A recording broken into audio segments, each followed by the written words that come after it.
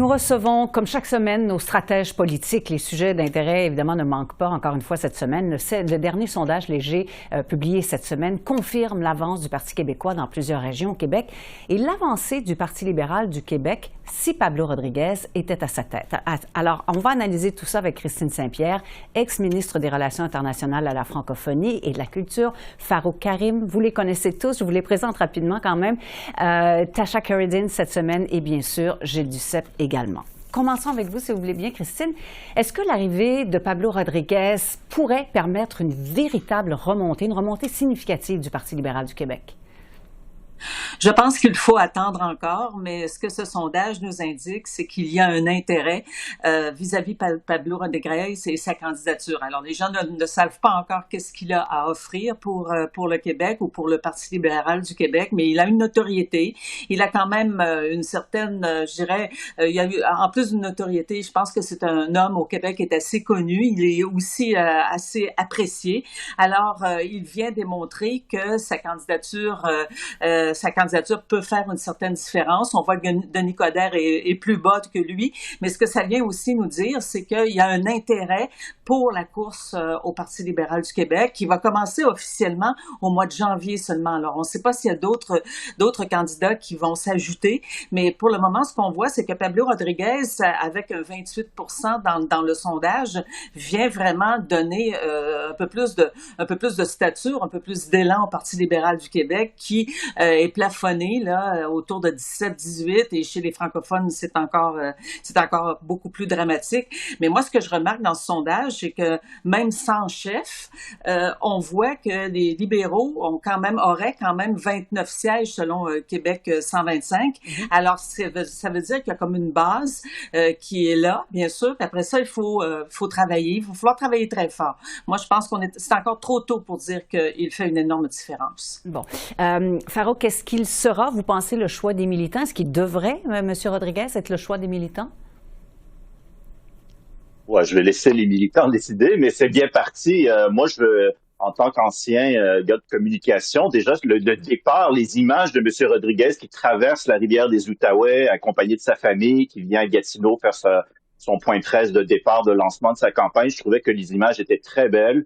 Ça démontre quand même, M. Rodriguez était un organisateur dans l'âme, hein, c'était le lieutenant politique de M. Trudeau. Il a milité, si je ne me trompe pas, à la commission jeunesse du Parti libéral. Donc, c'est quelqu'un qui connaît bien le sens politique, la communication politique, et donc il se débrouille très bien. Ça va être un atout manifeste à sa campagne.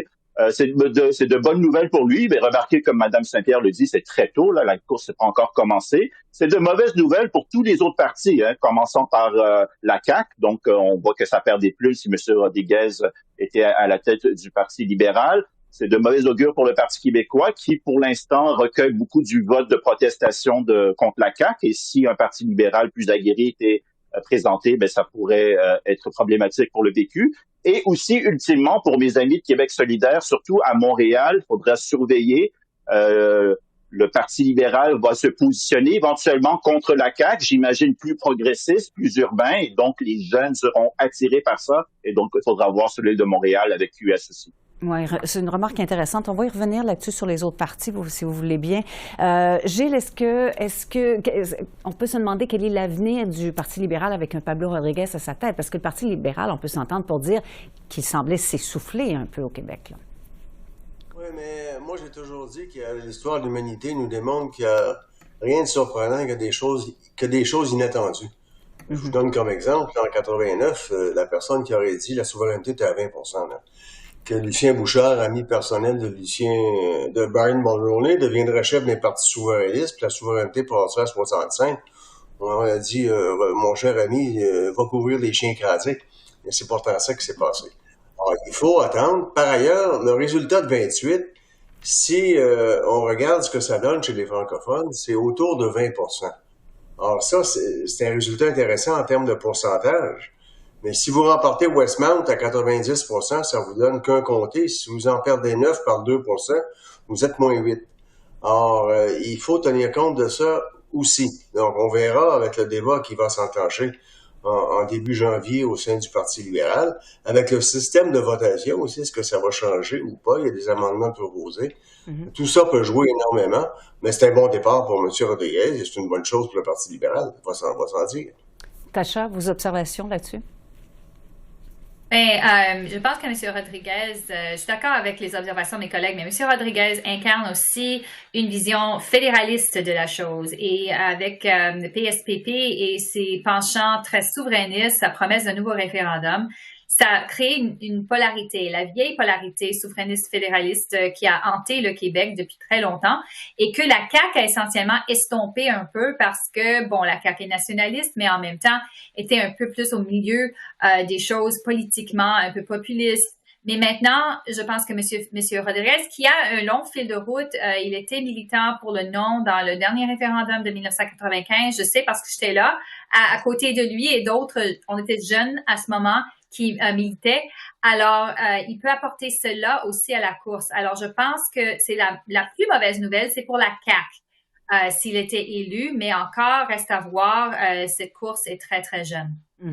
Est-ce que ça signifie justement le retour des débats souverainistes fédéralistes au Québec? Tacha vient de dire des vieux débats. Est-ce que c'est un retour de ces questions? Gilles, d'abord? Moi, je pense que c'est toujours là.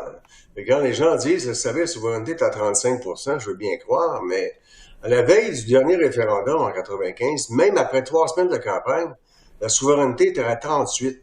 Avec comme chef, là, il y avait Mario Dumont, il y avait Lucien Bouchard et Jacques Parizeau. C'était des gens plus que connus. Et pourtant, on était à 38. Et la campagne a changé de façon importante le résultat final, qui est à moins de 1 %. Donc, c'est normal que ça soit autour de 35, entre 35 et 40. C'est une campagne qui décide. Et je pense que M. Plamondon va rester sur avec cette ligne, de dire il faut vraiment régler cette question. C'est un débat qui est là. Pourquoi il est là? Parce que les choses n'ont pas réellement changé à travers le reste du Canada. Regardez cette assimilation fulgurante, diminution des francophones à travers le Canada. Ben, c'est une réalité, là. Or, il faut faire face à ça. Il ne s'agit pas d'être contre le Canada, mais pour le Québec. Farouk, est-ce que tout ça va immanquablement relancer ce débat? Un débat qui est là en permanence, nous dit M. Duceppe. Qu'est-ce que vous en pensez? Ben, le chef du Parti québécois, PSPP, veut en faire résolument son élément de la prochaine campagne électorale. Donc, on va en parler. Je crois que c'est au grand bonheur du Parti libéral du Québec qui, dans un débat polarisant sur la question nationale, je crois que recueillerait une grande part de ce vote-là. Maintenant, c'est à voir. Hein, c'est à voir. M. Saint-Pierre Plamondon promet que sa campagne sera sur l'idée d'un référendum dans le premier mandat. On va voir s'il va tenir. Il n'y a rien qui me dit qu'il tiendra pas cette promesse-là de faire campagne là-dessus. Et si c'est le cas, ben forcément, les gens devront se positionner. Est-ce qu'on veut oui ou non un autre référendum? Et à ce moment-là, les autres partis politiques auront avantage de coaliser ceux qui en veulent pas. Christine, est-ce que ça arrive aussi, il ne faut pas oublier que ça arrive tout ça au moment où le Bloc fait assez bien dans les sondages, pour le moment, évidemment. Est-ce que ça change, ça déplace complètement le débat? Moi, ce que je trouve intéressant là-dedans, c'est que c'est la CAQ, finalement, qui se trouve fragilisée, parce que la CAQ, c'est la troisième voie là, de François Legault, et sa troisième voie, bien, elle ne fonctionne pas. Alors, on va voir probablement les péquistes retourner vers le Parti québécois et les libéraux retourner vers le Parti libéral du Québec. J'ai entendu à un moment donné des étudiants en sciences politiques qui jasaient de politique, et il y en a un qui a dit, la CAQ, c'est le Parti libéral, puis le Parti québécois attaché avec du scotch tape, donc c'est pas très solide.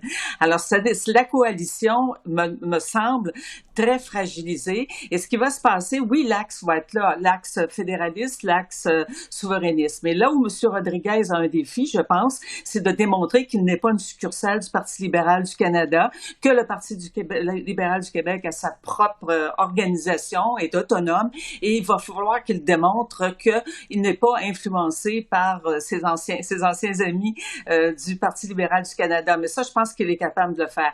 Ce qui est intéressant, c'est de voir que pour la CAQ, c'est vraiment là où il faut que la CAQ trouve son chemin là-dedans. Parce que la CAQ part, selon Québec 125, de 90 députés lors de la dernière élection. Et là, elle se retrouverait avec 23 députés. Alors, vous avez un caucus là, à la CAQ, là, qui a une cinquantaine de députés qui sont excessivement nerveux. Alors, ça doit être vraiment, vraiment difficile de tenir les troupes ensemble et de leur donner de l'espoir.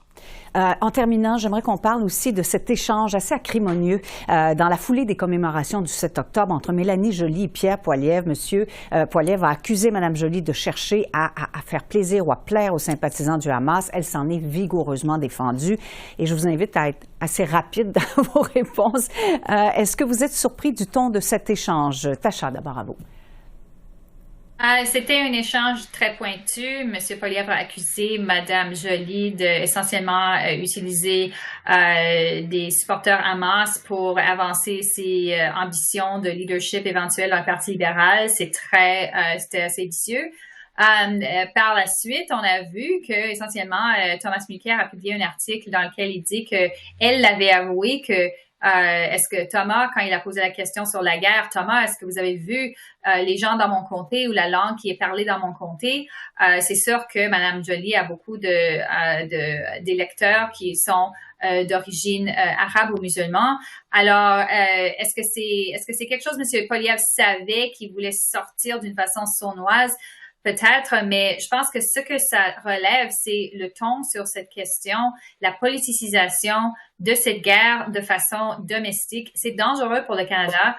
On devrait avoir une ligne, le gouvernement devrait tracer une ligne et pas jouer de la petite politique avec les groupes au sein de notre pays. C'est très dangereux. Gilles, rapidement, est-ce que vous êtes surpris du ton de cet échange-là? Non, mais je suis entièrement d'accord avec ce que Tacha vient de dire et ce qu'a écrit Thomas Mulcair cette semaine. Mais ça n'excuse pas le ton de M. Poilievre. Cette habitude est une boîte à slogans vide de sang, de gros bon sens, devrais-je dire. Christine Farrouk, d'abord, qu'est-ce que vous pensez non seulement du ton, mais du moment où cette déclaration-là a été faite en plein 7 octobre, jour de commémoration? Ouais, je trouve ça quand même odieux de la part d'un aspirant futur premier ministre du pays d'utiliser ce genre de politisation là pour diviser les gens. Le Canada a un rôle de leadership dans le monde. On ne fera pas la différence. C'est plutôt une question domestique, cette question-là. Il faut faire attention. Et quand on est aspirant premier ministre, il faudrait que M.